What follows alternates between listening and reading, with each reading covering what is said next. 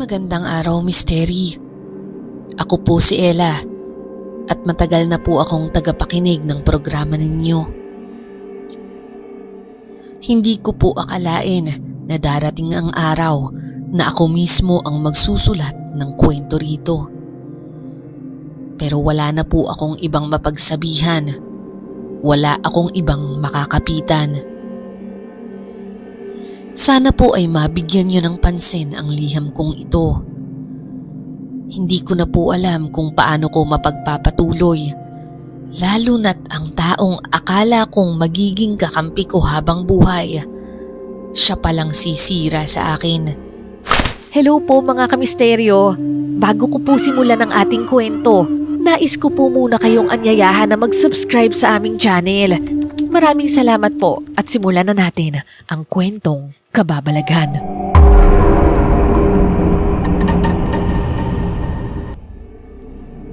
Mula pagkabata, si Rika na ang matalik kong kaibigan. Magkalaro, magkaklase, magkasama sa lahat ng kalokohan at kwentuhan. Kahit sobrang magkaiba kami, ako yung tahimik at mainhin, siya yung palatawa at palaban. Hindi iyon naging hadlang sa pagiging magkadikit namin. Kung may problema ako, siya ang unang tumatakbo sa bahay namin. Kapag meron siyang crush, ako ang unang nakakaalam. Palagi kaming nagkukwentuhan sa ilalim ng puno sa likod ng eskwela. Nagpapalitan ng sikreto at pangarap. Parang magkapatid. At noon pa man, may isang sikreto akong ipinaalam kay Rika. Si Jay. Misteri, kababata rin namin si Jay. Hindi siya yung tipong artistahin, pero may karisma siyang hindi mo basta-basta matatalikuran. Siya ang team captain ng basketball team sa liga noong high school kami. Isang bagay na lalong nagpaangat ng tingin ko sa kanya. Napapangiti pa rin ako minsan tuwing naaalala ko kung paano ako asarin ni Rika dati. Wala kang pag-asa, sabi niya noon sabay tawa. Pero siya rin ang unang nanghikayat sa akin. Malay mo, balang araw magustuhan ka rin niya. At dumating nga ang araw na yon, Misteri. Hindi ko akalain na isang gabi, si Jay mismo ang unang lumapit sa akin. Sa hindi ko maipaliwanag na dahilan, ako ang pinili niya. Simula noon, hindi lang ako at si Rika ang magkasama. Naging 3 na kami. Mas naging masaya ang mundo ko. Pero hindi ko alam, may isang tao palang hindi natutuwa sa lahat ng ito. Lumipas ang 4 na taon at sa wakas, dumating ang araw na pinag-uusapan na namin ni Jay ang aming kasal. Hindi perpekto ang relasyon namin. Minsan may tampuhan, minsan may hindi pagkakaunawaan, pero sigurado ako sa kanya. Sigurado ako na kahit anong mangyari, kami ang magkakatuluyan. Hanggang sa isang pangyayari ang gumulo sa lahat. Nagkasakit si Lola Salve. Laking lola ako, Misteri. Siya ang nagpalaki sa akin matapos mawala ni nanay. Kaya nang lumala ang sakit niya, wala akong ibang naisip kundi ang manatili sa tabi nito. Wala nang ibang mag-aalaga sa kanya kundi ako. At dahil dito, napilitan akong huminto sa trabaho. Kahit ganoon pa man ang nangyari, doon ko napatunayan kung gaano ako kaswerte sa kaibigan kong si Rika. Siya ang unang sumaklolo nang kailangan ko ng tulong. Minsan, sa hating gabi habang inaalagaan ko si Lola, hindi ko maiwasang mapaiyak ng tahimik sa sulok. Hindi dahil napapagod ako sa pag-aalaga, kundi dahil hindi ko alam kung paano ko kakayanin ang lahat ng ito mag-isa, lalo pa at ang layo ni Jay. Pero sa lahat ng pagkakataong pakiramdam ko ay nag-iisa ako, nariyan si Rika. Ella, huwag mong masyadong problemahin yan ha? Ang sabi niya, minsang inabutan niya ako ng isang supot ng pagkain. Alam kong mahirap ang pinagdadaanan mo ngayon, kaya huwag mong kakalimutang kumain. May mga araw na bigla na lang siyang sumusulpot sa bahay namin na may dalang pagkain. Hindi lang para kay Lola, kundi para na rin sa akin. Mga nilutong sopas, tinola, at kung ano-ano pang mainit na pagkain. Rika, nakakahiya na sa'yo. Sabi ko minsan, nahihiya na talaga ako sa kabutihang pinapakita niya. Ano ka ba, Ella? Anong nakakahiya? Natatawang sagot niya habang isinusubo ang kutsara ng sopas kay Lola. Hindi ba mag-best friend tayo? Hindi ko kayang pabayaan ka, lalo na ngayon. Parang nababasa niya ang isip ko kapag naiisip kong paubos na ang ipon ko. Siya kasi ang nag-aabot ng kaunting pera para pambili ng gamot ni Lola. Kahit ayaw kong tanggapin nung una, ipinilit niya. Ella, hindi kita kayang panooring mahirapan ng ganito. Kaya tanggapin mo na. Alam kong hindi siya mayaman, Miss Terry. Pero kahit papaano ay nakakaluwag siya sa buhay. Sa kabila ng lahat, hindi niya pinagdamot yon sa akin. At kapag hindi ko na rin alam kung saan kukuha ng lakas ng loob, siya ang gumagawa ng paraan para patawanin ako kahit saglit lang. Minsan, habang nag-aalaga ako kay Lola, dahan-dahan siyang sisilip sa pinto ng bahay namin na parang batang may dalang sorpresa. Ella, may chismis ako sa'yo. Bulong niya na may kasamang kilig at pilit na pigil na tawa.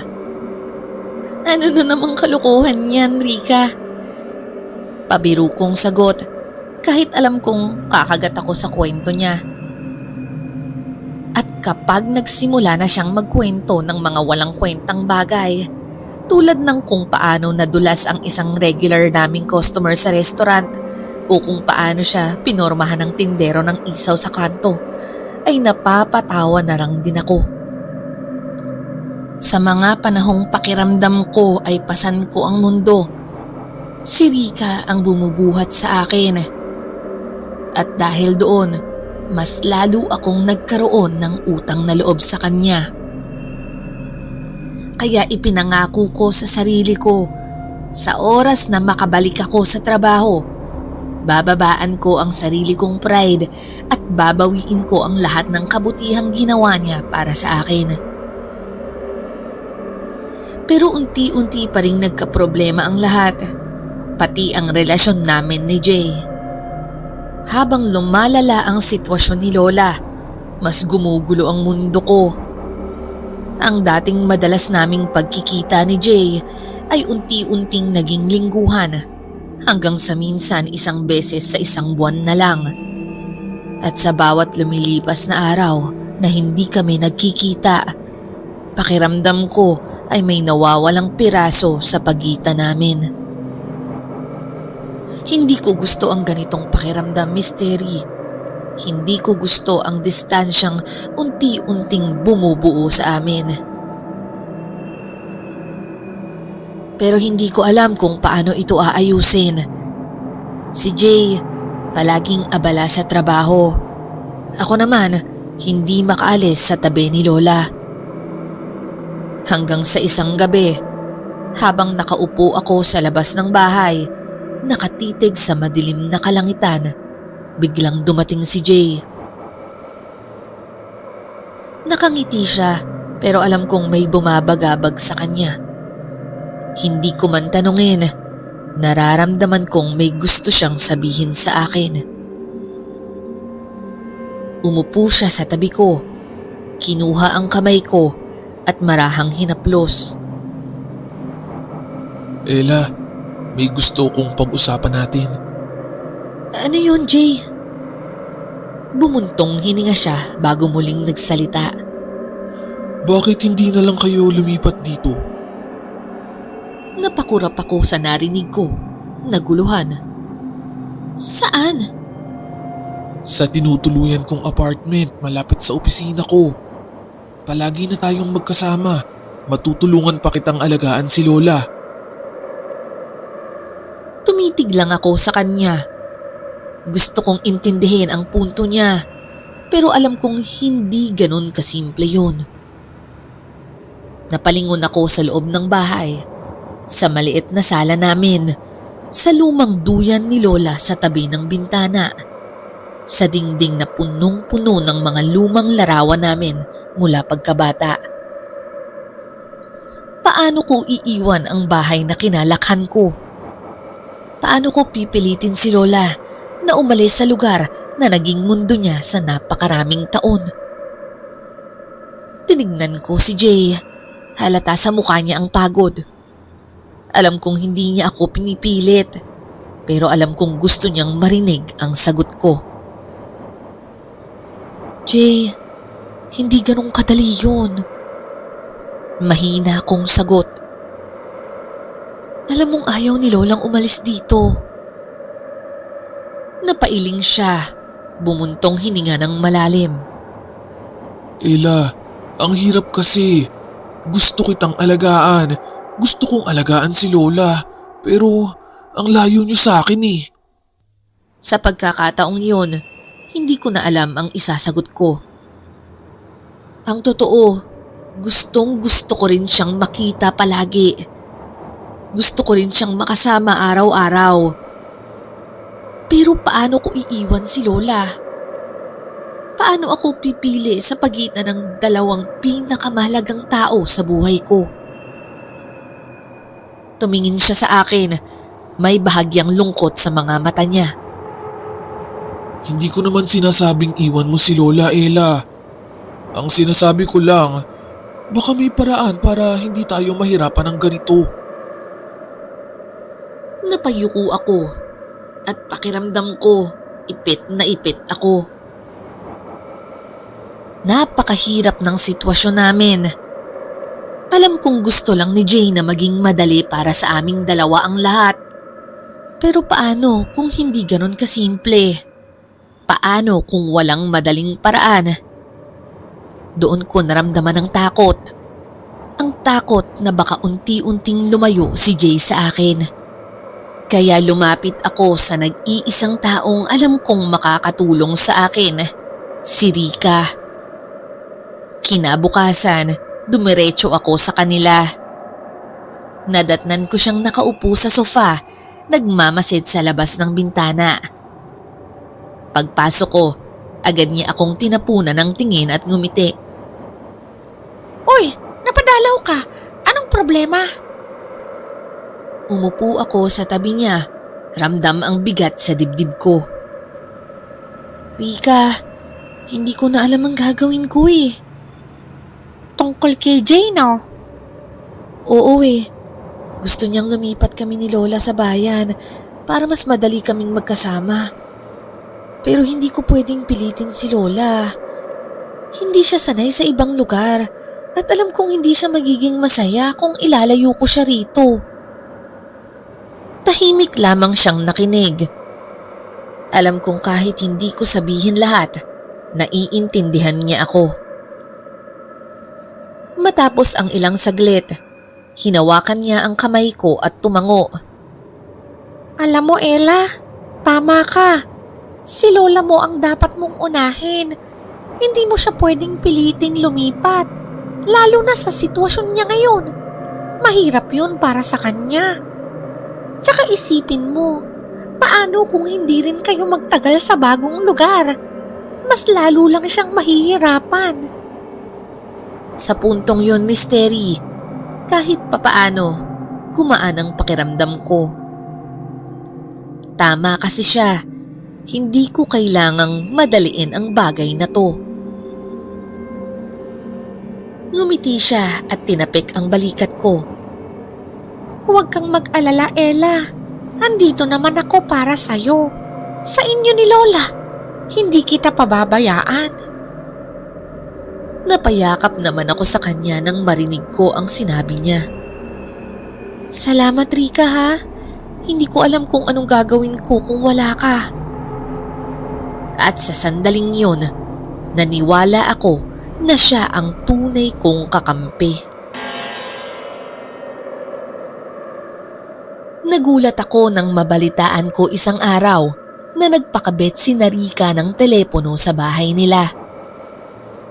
Sa kabila ng inggit na nararamdaman ko, masaya ako para sa kanya. Ella, pwede mo nang kausapin si Jay. Masayang bungad niya sa akin isang araw. Ibibigay ko sa kanya yung number namin para anytime matawagan ka niya. Para namang nabunutan ako ng tinik sa dibdib. Sa wakas, isang problema ang nabawasan dahil kay Rika. Pero Mystery, ang tawag na hinihintay ko, hindi dumating. Walang Rika na dumadating para sabihing tumawag si Jay. At sa tuwing ako naman ang tatawag, isang sagot lang ang natatanggap ko. Busy siya sa trabaho. Isang hapon, hindi ko na napigilan ang sarili ko. Kailangan ko nang makausap si Rika para maglabas ng sama ng loob. Dumiretso ako sa bahay nila. Tinawag siya mula sa harap ng pintuan, pero walang sumasagot. Oh, Ella, nandiyan ka pala. Nasa labas ata si Rika eh. Baka nasa likod sa may bakuran. Agad naman akong naglakad papunta roon. Pero pagdating ko sa likod ng bahay nila, bumilis ang pintig ng puso ko sa nakita ko. Nandun nga si Rika, nakaupo malapit sa isang sigang may maitim na usok na unti-unting pumapaitaas sa langit. Hindi niya ako napansin dahil abala siya sa ginagawa. Nakayuko, tila may binubulong habang hawak ang isang bagay sa kamay niya. Mas lumapit ako at doon ko nakita kung ano ang mahigpit niyang hawak. Isang litrato. Hindi lang basta litrato ng kung sino. Larawan ito ni Jay. At sa kabilang kamay naman niya, isang piraso ng tela na agad kong nakilala. Damit ni Jay. Mystery, nanlamig ang buong katawan ko habang pinapanood siyang bumibigkas ng mga salitang hindi ko maintindihan. Parang may kung anong mabigat na puwersang bumalot sa paligid. Anong ginagawa mo, Rika? Sigaw ko. Halos hindi ko na mapigilan ang panginginig ng boses ko. Napatalon siya sa gulat at mabilis na itinago ang hawak niyang litrato sa likod niya. Pilit siyang ngumiti, pero kita ko sa mukha niya ang pagkataranta. Ano ka ba, Ella? Nagsusunog lang ako ng mga tuyong dahon dito. Ang kalat kaya? Natatawang sabi niya, pero kita ko sa kanyang mga mata ang takot. Lumingon ako sa maliit na siga sa harap niya. Itim ang usok, masangsang ang amoy at may tila na tutupok na piraso ng papel sa loob. Napatingin ulit ako sa kanya. Ano yung hawak mo? Wala to. Ano ka ba, Ella? Parang ang bigat ng tingin mo sa akin ah. Rika, patingin nga. Ano yung hawak mo? Sinabi nang wala eh. Inis niyang sagot, sabay lingon sa ibang direksyon. Pilit iniiwas ang tingin sa akin.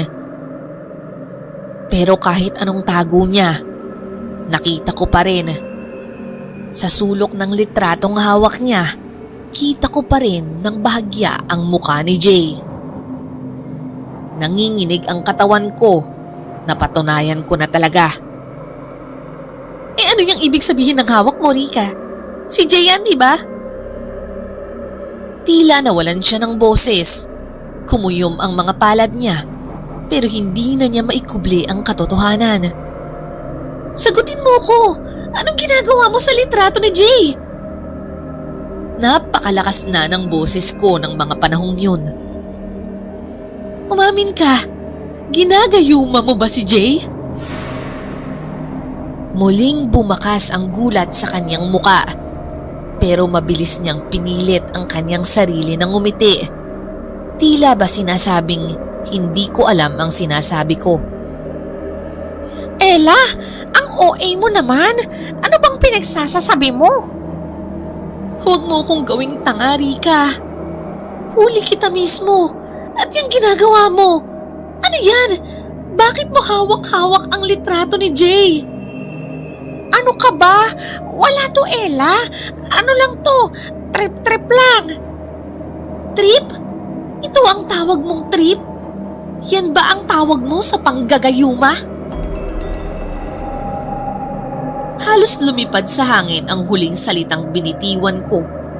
Gayuma. Sa wakas, nawala ang peking ngiti sa labi ni Rika. Para siyang nanigas. Doon ko na nakita ang katotohanan sa kanyang mga mata.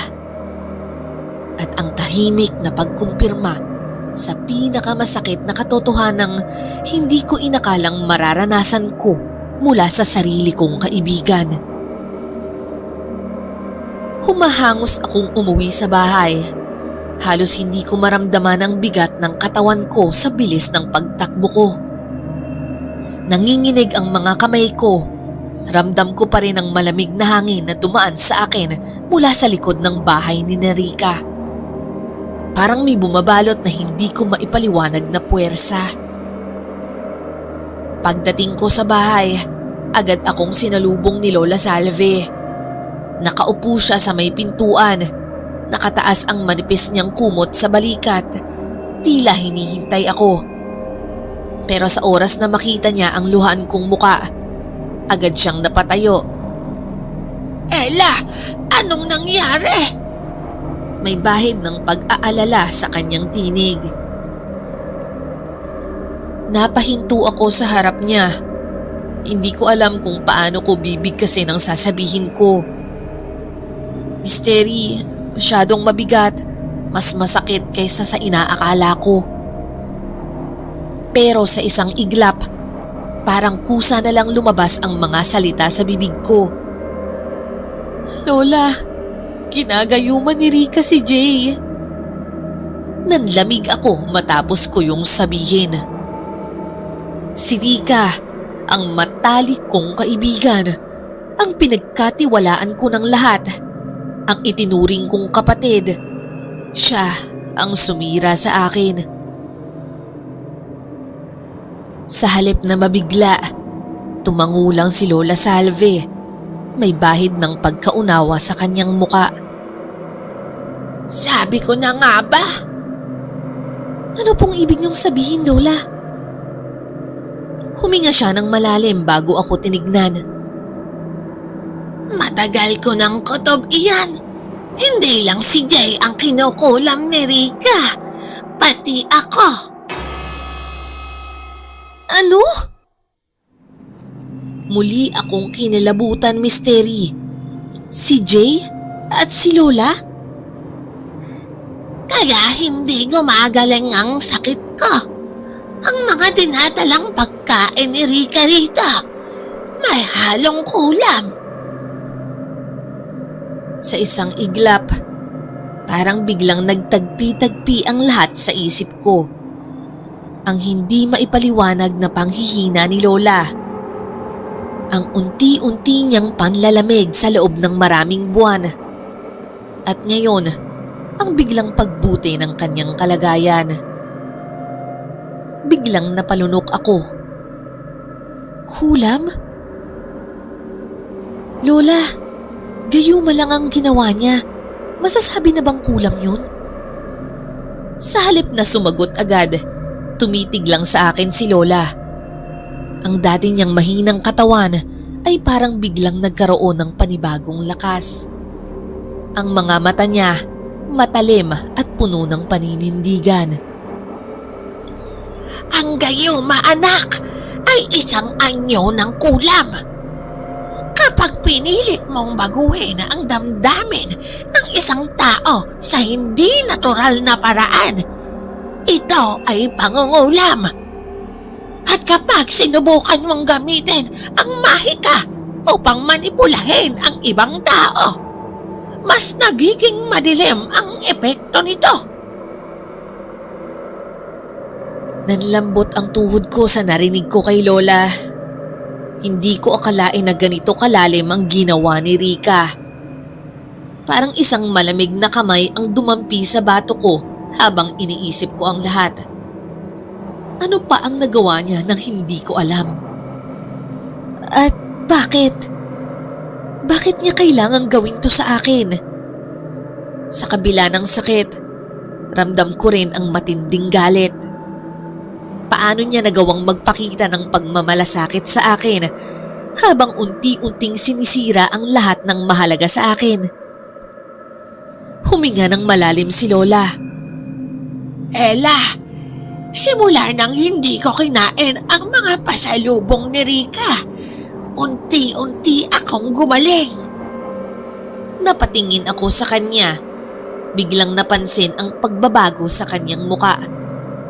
Mas buhay na nga ang mga mata niya. Mas may sigla ang kanyang katawan. Noon ko lang napagtanto. Totoo nga. At dahil may lakas na ako ngayon, oras na para kontrahin ang gayuma niya. Lola, paano po? At sa unang pagkakataon, Misteri, nakita ko ang isang kakaibang ningning sa mga mata niya. Hindi siya natatakot. At ngayon ko lang napagtanto, hindi lang si Rika ang may lihim. Habang lumalalim ang gabi, sinimula ni Lola ang paghahanda. Sa ilalim ng puno sa bakuran, naglatag siya ng puting tela sa lupa at sa ibabaw nito, inilagay niya ang mga botelyang may langis, asin at mga halamang gamot. Sa tabi niya, may isang mangkok na may lumang tubig na anya ay isang lumang ritual na ginagamit ng kanyang mga ninuno upang kontrahin ang mga masasamang espiritu. Nakaupo lamang ako sa tabi niya, hindi pa rin makapaniwala sa lahat ng nangyayari. Lola, sigurado po ba kayo rito? Apo, ikaw lang ang makakatulong sa pagbawi kay Jay. Kailangan nating tapusin ang mahika ni Rika bago siya tuluyang makuha ng buo. Si Jay, ang Jay na minahal ko, ay hindi ko basta-basta susukuan. At kung ito lang ang paraan, handa akong lumaban. Kinabukasan, kasama ko si Lola Salve habang tinatahak namin ang daan papunta sa pinagtatrabahuhan ni Jay. Misteri, ang tibok ng puso ko ay parang tambol sa dibdib ko. Hindi ko alam kung paano ko siya haharapin. Hindi ko rin alam kung maniniwala ba siya sa akin. Pagdating namin sa lugar, nakita ko siyang palabas mula sa kanilang opisina. Suot pa rin niya ang kanyang uniforme at kahit sa malayo, kitang-kita ko kung gaano siya nagbago. Parang may bumabalot na ulap sa paligid niya. Hindi siya ang dating Jay na kilala ko. Si Jay na dating masayahin, puno ng sigla, ngayon ay parang isang taong walang buhay. Mabilis akong lumapit sa kanya. Jay! Napahinto siya agad at lumingon sa akin. Parang hindi niya ako agad nakilala. Ella? Pilit akong ngumiti kahit gustong gusto ko nang maiyak. Pwede ba kitang makausap? Tumayo na rin si Lola Salve sa tabi ko. Ang presensya niya ay parang isang matibay na pader ng proteksyon. Napakamot si Jay sa ulo. Halatang alanganin. Ano bang kailangan mo, Ella? Ikaw, Jay. Kailangan kita. At gusto kong malaman kung kamusta ka na talaga. Nakita ko ang bahagyang pagkalito sa kanyang muka. Pero mabilis din itong napalitan ng pag-iwas. Mabuti ako. Jay, mahal mo ba talaga si Rika? Diretsyong tanong ni Lola. Napatingin si Jay sa kanya. Naguluhan, hindi agad nakasagot. Ano? Lumapit ako sa kanya. Pilit hinahanap ang dating Jay sa likod ng malamlam niyang mga mata. Jay, anong nararamdaman mo kapag iniisip mo ko? Ella, tapos na tayo. Mystery, napakasakit marinig yun. Pero alam kong hindi yun totoo. Hindi mo ba nararamdaman na parang may mali, Jay? Sa saglit na yon, nakita ko ang pagkalito sa kanya. Isang maliit na siwang sa kanyang isipan na parang naghahanap ng sagot. Jay! Biglang napalingon kaming lahat. Si Rika, papalapit, halatang nagmamadali, halatang hindi inasahan na nandito ako. Ang buhok niyang laging maayos. Ngayon, medyo magulo. Ang suot niyang damit, bahagyang gusot. Sa pagmamadali niyang puntahan si Jay, nang makutuban niyang pupunta kami ni Lola sa opisina niya. Pero ang mas nakakaintriga, ang mukha niya. Anong ginagawa mo rito, Ella? May diin ang kanyang tinig.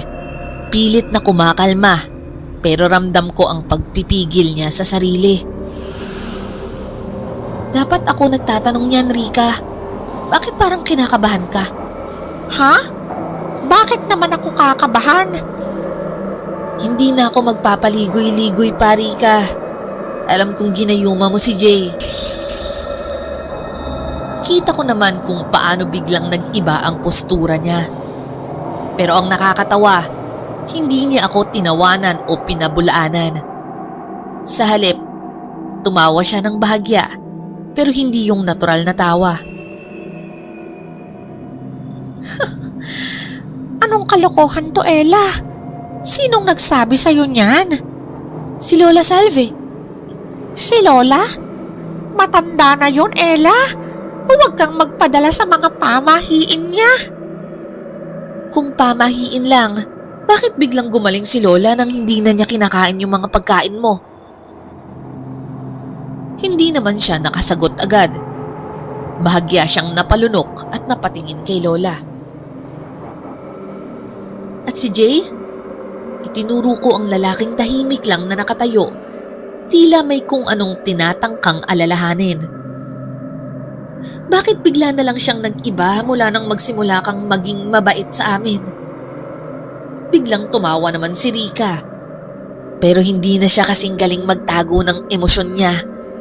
Halata na sa kanyang mga mata na hindi rin siya mapakali. Aba, Ella, ang dami mong kwento. Pero isipin mo to, bakit ako mag-aaksaya ng oras sa gayuma kung pwede naman akong maghintay na magsawa sa'yo si Jay? Diretso naman akong sumagot sa kanya.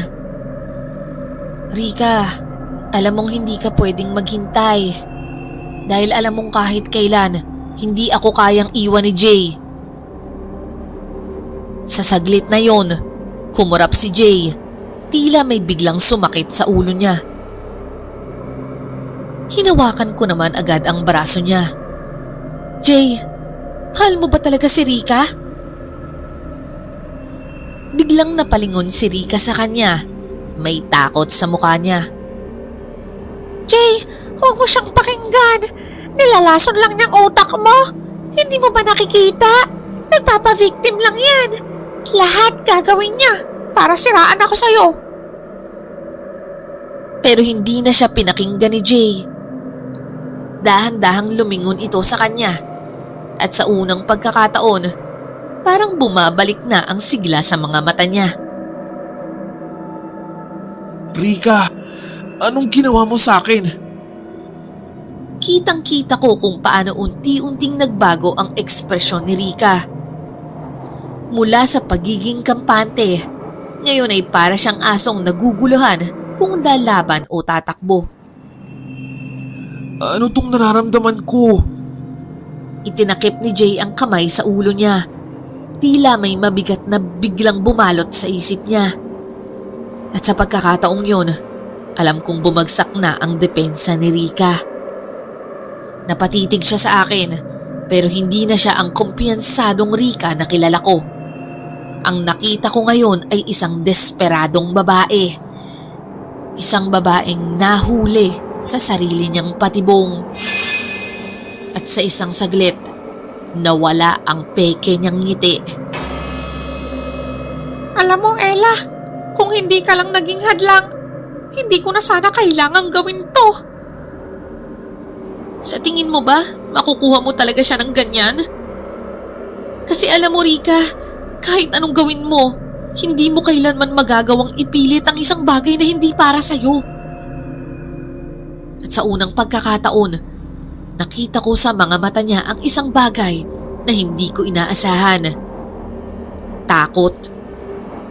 Hindi niya inasahan na darating sa puntong ito. Akala niya siguro, kontrolado niya ang lahat. Pero ngayon, unti-unti nang bumabalik si Jay. At unti-unti na ring lumalabo ang mahika niya. Tapos na ang ilusyon mo, Rika. Maya-maya pa ay nakaramdam ako ng kakaibang hangin sa paligid. Bago pa man makalapit ng tuluyan si Rika kay Jay, hinugot ni Lola ang isang maliit na bote mula sa kanyang dala. Isang langis na may halo ng mga halamang pangontra sa kulam. Dahan-dahan niyang pinatakan ang kamay ko. Saka inilapit yon sa noo ni Jay bago pa siya makailag. Biglang nanlaki ang mga mata niya. Ano to? Bakit parang bumibigat ang ulo ko? Nanginginig niyang tanong, hawak ang kanyang ulo. Si Rika naman, biglang napaatras. Huwag, Jay! Huwag kang makinig kay Ella! Pero huli na siya. Nagsimulang manginig si Jay. Hawak-hawak rin ang ulo niya na parang may sumasabog sa loob nito. Jay, pakinggan mo sarili mo. Ano ba talaga nararamdaman mo para sa akin? Para kay Rika? Nakita ko kung paano unti-unting bumabalik ang sigla sa mata ni Jay. Ang dating malamlam na tingin, ngayon ay punong-puno ng pag-aalala. Ella! Jay, natatandaan mo na ba? Bigla niyang hinawakan ang kanyang ulo at kitang-kita ko ang pagbalik ng emosyon sa kanyang muka. Parang bigla siyang natauhan at nilunod ng katotohanan. Anong ginawa ko? Lumingon siya kay Rika. Ngayon ay nanginginig na ang buong katawan. Ikaw, Rika, anong ginawa mo sa akin? Jay, tumingin ka sa akin. Sa akin ka maniwala. Ako ang mahal mo, hindi si Ella. Napasigaw na si Rika at halatang desperado na. Pero nakita ko ang galit sa mukha ni Jay. Isang galit na hindi ko pa nakita noon. Hindi kita mahal, Rika. Kahit kailan, hindi kita mamahalin. Parang may matinding hangin ang bumalot sa paligid. At si Rika, biglang napaatras. Parang may biglang puwersang tumama sa kanya. Napaluhod siya sa lupa, nanginginig, tulala at hindi makapaniwala. Hindi pwedeng mangyari to. Pero totoo, Misteri. Tapos na ang gayuma at tuluyan na itong naputol. Biglang tumayo si Rika. Tumakbo palayo at nagmamadali nang umalis. Nilingon ko si Lola pero tumango lang siya. Tapos na po. Wala na ang bisa ng kulam. Agad na gumaan ang loob ko. Sa wakas, hindi na siya makakagulo pa sa amin. Matapos ang lahat, naroon pa rin si Jay. Nakaluhod sa harapan ko, halos hindi makagalaw. Ella, Jay! At sa isang iglap, niyakap niya ako, mahigpit, parang ayaw niya na akong pakawalan. At hindi ko na rin napigilan ang luha ko. patawad. Patawad, Ella. Hindi ko alam. Hindi ko matandaan. Pero alam ko, mahal kita. Ikaw lang. Ikaw lang ang mahal ko. Niyakap ko siya pabalik at sa unang pagkakataon sa matagal na panahon, naramdaman ko ulit ang init ng tunay na pagmamahal niya sa akin. Si Jay, ang Jay na minamahal ko, ay sa wakas bumalik na sa akin. Sa ngayon, unti-unti ko nang tinatanggap ang lahat ng nangyari. Masakit man ang pagtataksil ng isang taong itinuring kong pamilya, pero mas pinili kong bitawan ang galit. Hindi ko kailanman iniisip na ang horror ng buhay ko ay manggagaling sa mismong kaibigan ko. Pero sa kabila ng lahat, natuto akong lumaban para sa sarili ko, para sa taong mahal ko, at para sa mga mahal ko sa buhay na tunay na nagmamahal din sa akin. Marami na akong narinig na mga kwento ng pang-aagaw, pero hindi ko akalaing mararanasan ko ito sa paraang higit pa sa ordinaryong pagtataksil. Ngayon, mas maingat na ako sa mga taong pinagkakatiwalaan ko. At higit sa lahat, mas pinapahalagan ko na ang pagmamahal na hindi kailangang hingin, hindi kailangang ipilit, at lalong hindi kailangang makuha sa madilim na paraan. Maraming salamat, Misteri. Sana po ay may napulot ding aral ang ibang makakabasa ng kwentong ito.